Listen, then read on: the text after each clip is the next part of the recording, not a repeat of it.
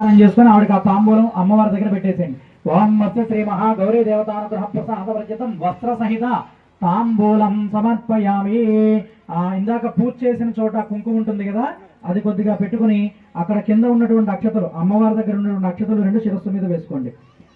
శ్రీ మహాగౌరీ దేవతానుగ్రహ ప్రసాదవర్జితస్తు శ్రీ గౌరీ దేవతా ప్రసాదం శిరసా గృణామి. శతమానం భవత శతాయు పురుష శతేంద్రియం ఆయుష్యేవేంద్రియం ప్రతిష్టతి. చిరంజీవ చిరంజీవ చిరంజీవ దీర్ఘమాయు.